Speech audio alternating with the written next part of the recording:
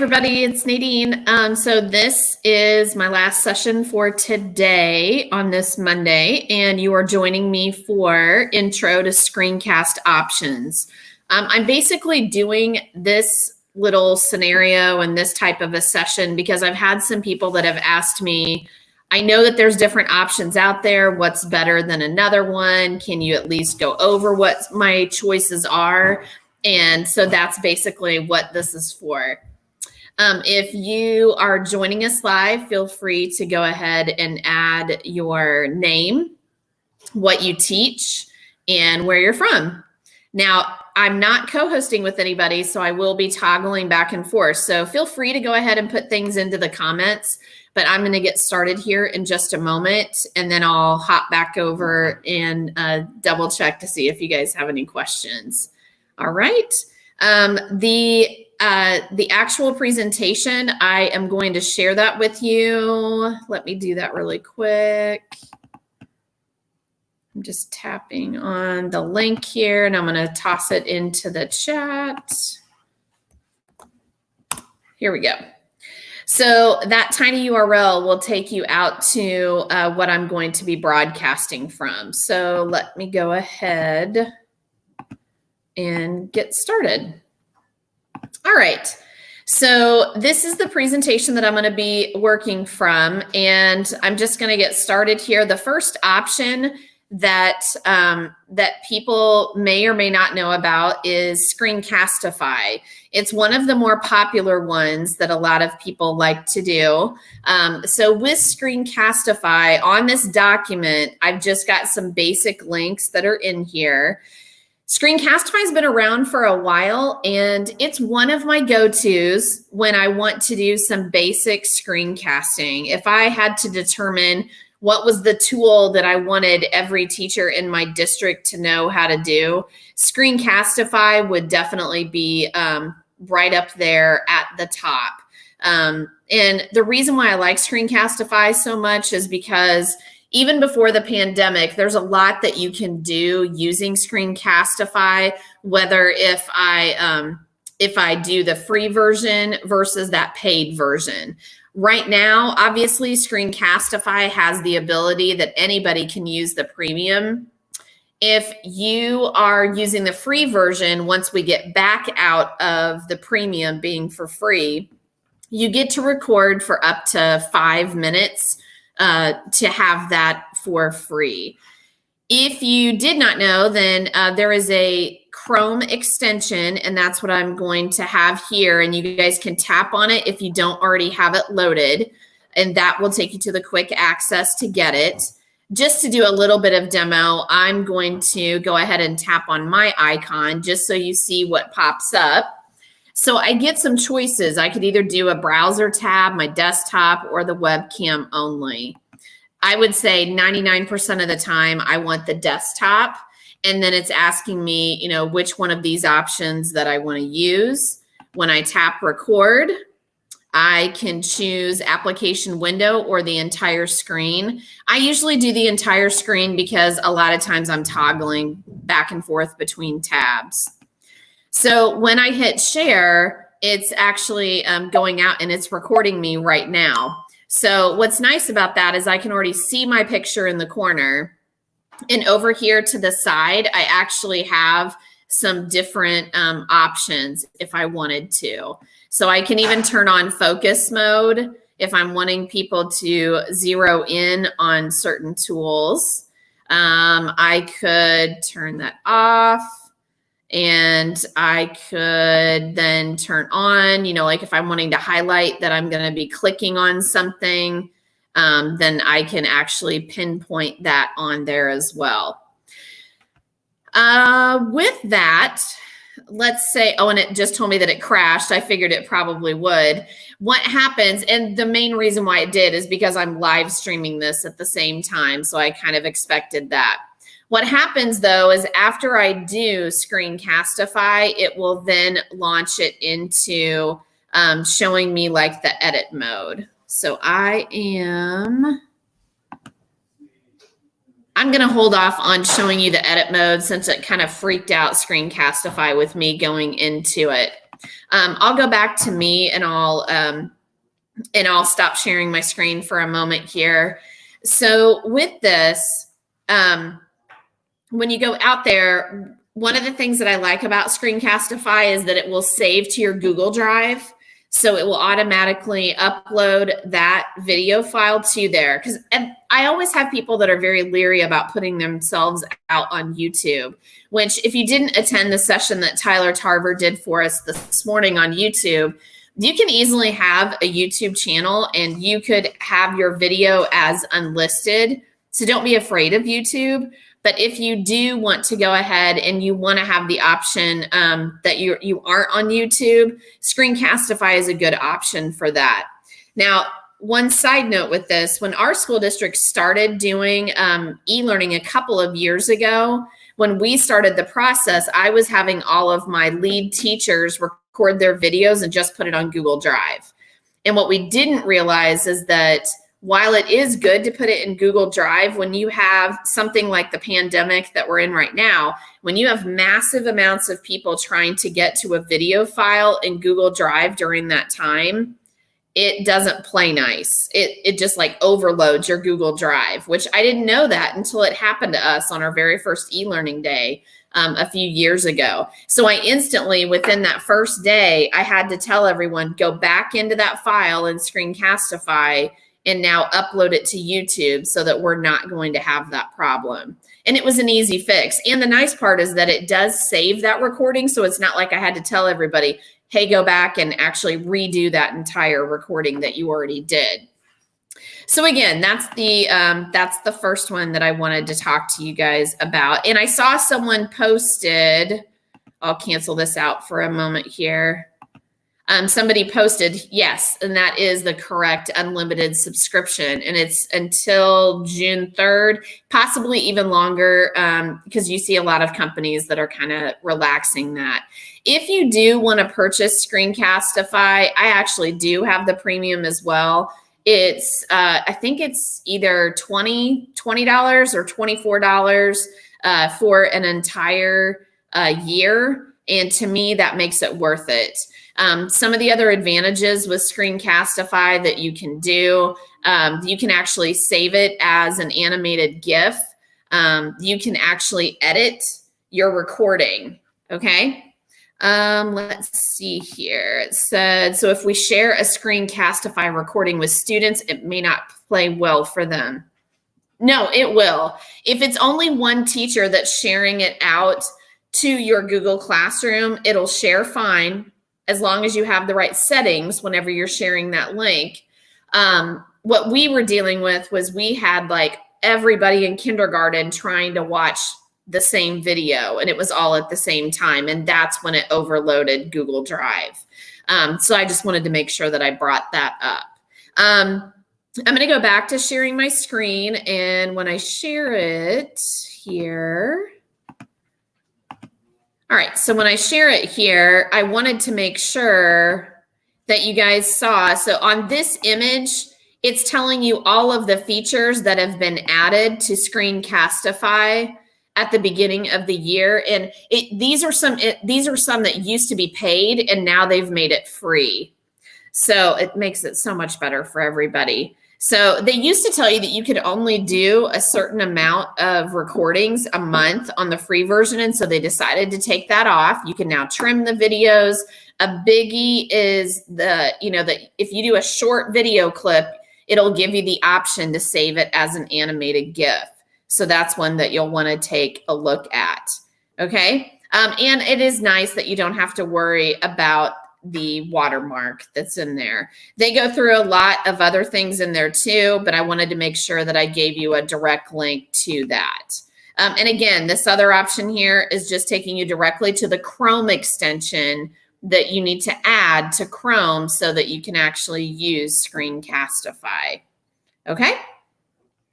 So that's the first one that I wanted to cover. The second one is actually the one that is starting to creep up there. And to me, it could end up bumping out Screencastify as my top favorite.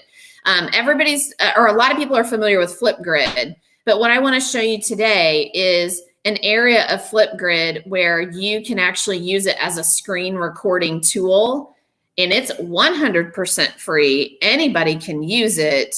And the nice part is that you don't have to attach it to a grid or anything like that.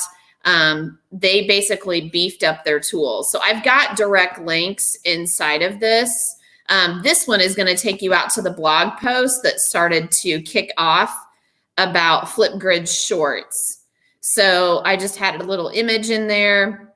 But basically what you can use it for is, and I'll open it up here in a moment, but you can actually activate the camera and you can use all the same tools whenever you record in Flipgrid, but you get to download that clip and you can either share a link or you can embed it onto a page. One of the things, so Andy Knuven is actually a teacher in Zionsville schools in Indiana. And I love this, that they've embedded tweets of how teachers are using this during this time.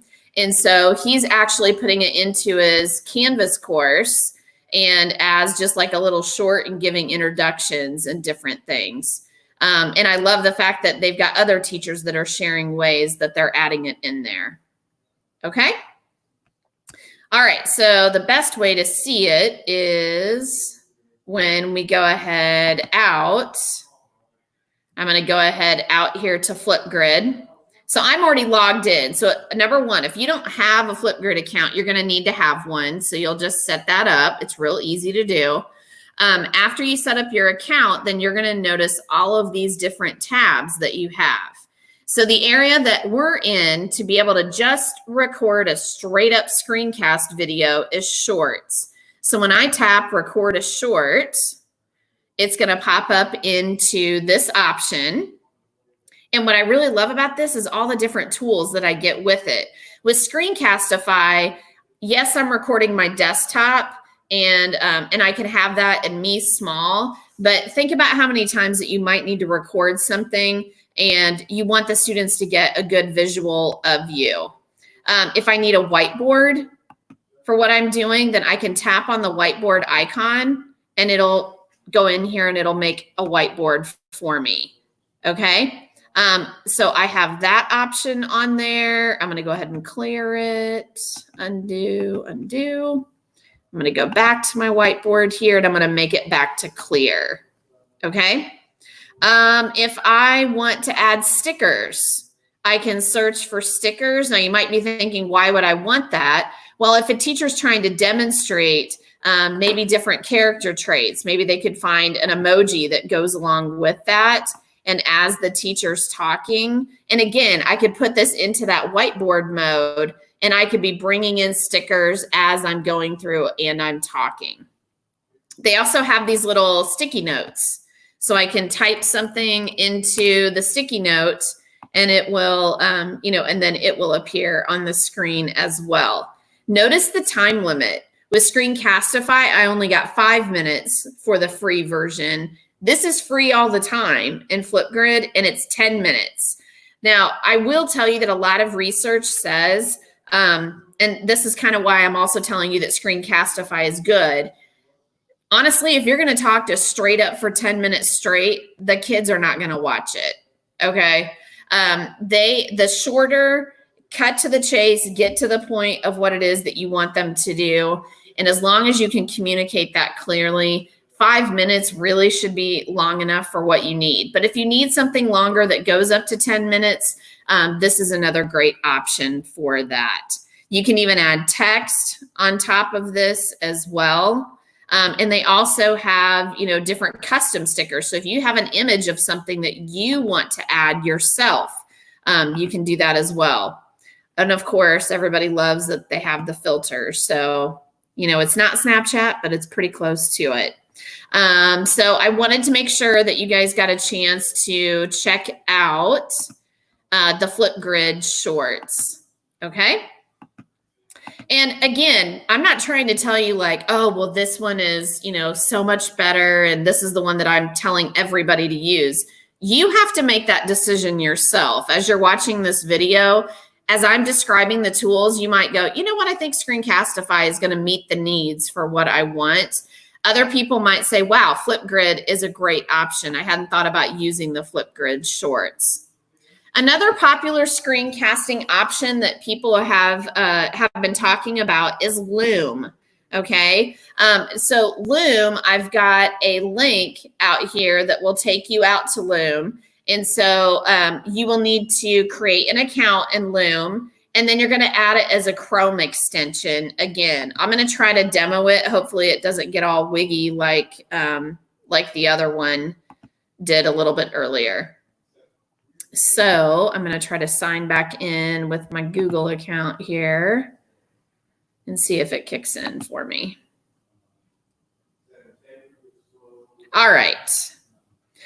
So when I do Loom, here's how it looks a little bit different. It's going to actually put me down in the corner. If I don't want myself in the video, I can actually just X this out. The other nice part too is I can actually move my face around where I want it to be if I don't want it to be in there. These are my basic little recording tools if I want to pause it, if I want to stop it, and so on. So then we're also going to notice on here, you know, hey, it's ready to record. All right, so I'm going to pretend like that I'm recording. And I do like that it gives me this little countdown. So I'm actually recording right now. And then when I'm done, I'm going to pretend like that I'm done here. And I'm going to hit that little check mark. So I'm finished. What Loom does is it kicks you into their platform. So it gives you options where you can trim things. So I like all of that. Now, what you do need to pay attention to is the sharing settings. So that's why I also put this on here so that way you could see it. So when I talk about different screencast tools, teachers have asked me like, hey, don't you know about Loom? Why aren't you using Loom? I like Loom, but one of the features that I wish that it did that it does not do. So I like to actually put my videos inside of a Google slide or inside of a presentation. And I know that it has the embed feature, but that's more geared for like if you're using Canvas or another LMS, you could directly put your video in there, even Google Sites, anything like that. But if I have a presentation that I have created and I want to put it inside of the presentation, Loom does not let you do that. So that does tend to like kind of frustrate me. Now they did just add Gmail. So what this helps with is if you need to do a video for an adult or you need to record something really quick and send it to somebody, you do have the ability that you can tap that button and it's already got the direct link that's going to take you out to the recording. And that's another thing that I always want to make sure that people understand is that with Loom, your videos are not housed on your Google Drive. They're housed on the Loom website. And so it's a little bit different how you have all of those located for you. So if you didn't know that, I just wanted to make sure that you were totally aware of that. I'm going to go back to stop my screen share here and just make sure. Let's see here. So Danita, I like to make my videos, upload them to YouTube and insert them into Google Slides as part of my lesson. Yes, and I do too. And that's really the main reason why either Screencastify or using that Flipgrid short, I feel like those are the easiest methods for you to be able to have it included inside of that. And so, yeah. Oh, and I have a feeling that the person that put this comment was talking about Flipgrid. Yes. So inside of the Flipgrid short video, you get the option of getting captions that will automatically appear. And I love Immersive Reader. It's so great. So you have that option of Immersive Reader that's also inside of Flipgrid shorts. So the last one that I'm going to talk about is going to be, it's actually called Soapbox. And the reason why I put Loom and Soapbox at the ending of those slides is because I feel like that they're very similar. The look of them is different, but you know the concept how I just said that, oh, I wish I could put it directly onto a Google slide. Both Soapbox and Loom don't let me do that, but it doesn't mean that they're not bad tools. So let's take a look at Soapbox for that. So let me start sharing my screen for this one, and then we'll get back over here. All right, so Soapbox, and I like the name, it's got another way for you to be able to record videos. I've got a couple of links in here. This is going to help you with getting the free webcam and screen recorder for Chrome. Notice all of these have a Chrome, it has a Chrome extension. So you will create an account in Soapbox, and then you can also get the actual Chrome extension on here. So when I go out to their little icon looks like a tiny video camera. Sorry, I'm starting to lose my voice. It's been a long day. So I tapped on it. So you see that I'm in here. Okay. Now, when I start recording, so that you see how this works. So this one counts down up here at the top. All right, so it's actually recording me right now. So right now I don't see myself, and I'm like, do you see me? Do you not see me? But I can go through and I can demonstrate things on here. When I'm done with my recording, I just come up to the extension and tap stop. And now it's going to load it into Soapbox. So here's kind of the cool thing about Soapbox. I didn't see myself, which, you know, I don't have to see myself.